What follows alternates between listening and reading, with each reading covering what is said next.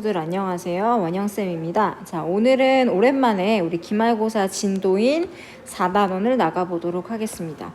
본문 수업입니다. 여러분은 선생님이 사전에 나눠드렸던 4단원 활동지 묶음 참고하시면 됩니다. 자, 우리 본문을 나가기 전에 우리 본문에 굉장히 중요한 요소가 하나 있어서 같이 짚고 넘어갈 텐데요.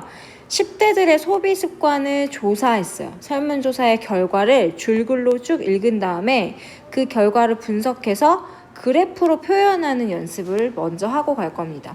자, 지금 대충 틀을 보니까 그래프 1, 그래프 2가 주어져 있는 걸로 봐서 설문조사에서 질문이 두 가지라는 거 우리 먼저 알고 넘어갈게요.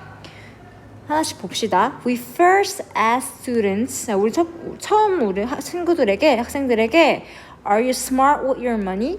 너 돈을 잘 관리하니? 돈을 똑똑하게 관리하는 편이니? 라는 질문을 던졌습니다.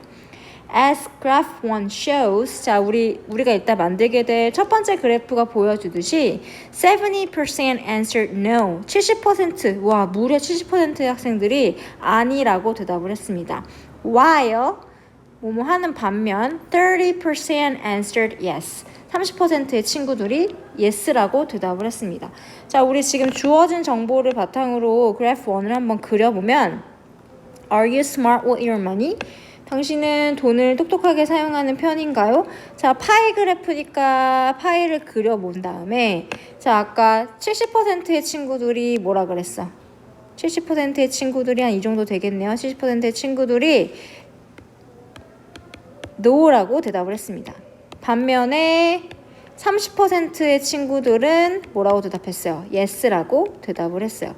얘들아, 여기서 간단하게 우리 수능에 많이 나오는 그런 유형 중에 하나인데, 예를 들어서 선생님이 우리 본문이랑 다르게 예를 들어서 200명의 학생들에게 물어봤다는 정보를 줬어. 그럼 200명의 학생들에게 1번 질문을 물어봤어. Are you smart with your money? 라는 질문을 던졌는데 70%가 아니야, 나 돈 별로 똑똑하게 못 써 라고 대답하고 30%가 나 돈 똑똑하게 써 라고 대답을 한 거야. 그러면 200명 중에 몇 명이 no라고 대답했나요를 우리 어떻게 계산할까? 그치? 200에다가 0.7을 곱하면 되겠지? 그래서 140명의 학생들이 no라고 대답을 하고 나머지 60명의 학생들이 나 돈 똑똑하게 써 라고 대답을 했다는 거. 우리 이 주어진 정보랑 그래프를 보고 충분히 독해해낼 수 있다는 부분 우리 한번 짚고 넘어갑시다. 자, 계속 읽어보자. 이게 첫 번째 그래프예요. We then asked the students who answered no what their biggest money worry is. 자, 여기 굉장히 중요해요. 모든 학생들에게 아까 말한 200명의 학생들한테 다 물어본 게 아니라 the student who answered no, 아니요 라고 답한 학생들에게만 두 번째 질문을 제시했습니다. 두 번째 질문이 뭐니 얘들아?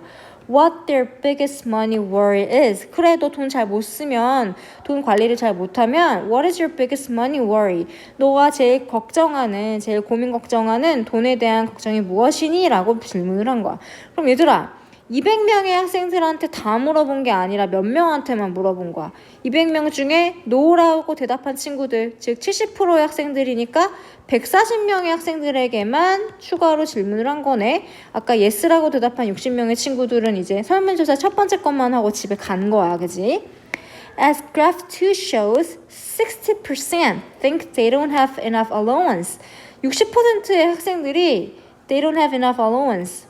용돈이 충분하지 않다고 답을 했고 while 뭐뭐 하는 반면 28% think they have difficulty saving money. 28%의 학생들은 돈을 모으는 게 조금 어려워요 라고 답변을 한 거야. Lastly, 마지막으로 나머지 12% said they spent money on things they didn't need. 필요하지 않은 것들에 돈을 사용한다고 12%의 학생들이 답변을 했다고 합니다. 그럼 우리가 막대 그래프로 한번 예쁘게 표현을 해볼까? 막대 그래프로 표현을 하자면 자, 60%의 학생들의 bar 그래프가 막대 그래프입니다. 60%의 학생들이 답변을 했으니까 0%에서 시작해서 60%까지.